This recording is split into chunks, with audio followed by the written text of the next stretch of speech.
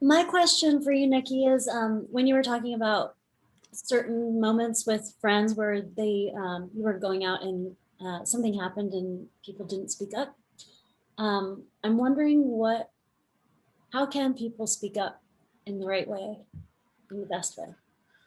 I think it varies situation to situation, and I think one of the best ways to start is to talk to whoever you're hanging out with and ask them how they would like you to respond. In certain situations, I think someone speaking out could actually make things more dangerous for all of us, but especially for me. But in general, I've had friends where they feel like, well, the person who said whatever they said to you, me speaking up wouldn't have changed anything. And that's not always the point.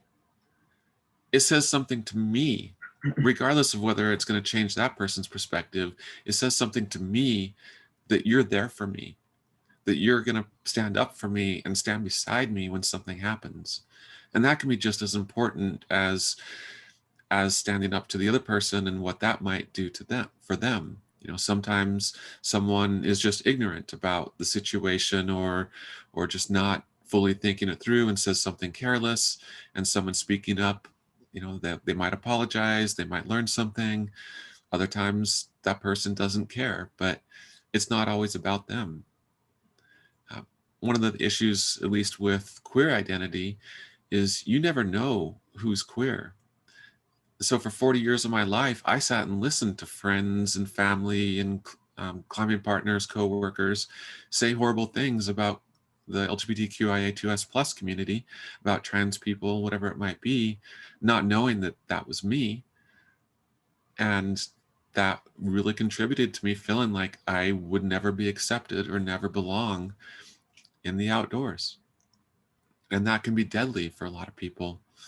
The rate of suicide among the LGBTQI2S plus population is up to 40%, versus I think it's around 6 to 9% of the rest of the population with suicidal ideation. It's really bad. And that's not because there's anything wrong with this. It's because of how we're treated in society, the things that we constantly hear, the messaging that's always coming at us.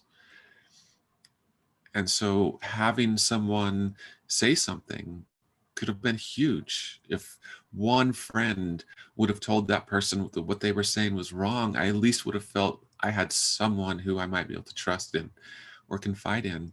And I was so afraid when I started to come out, even to my closest friends, because I had never heard them speak up in any way.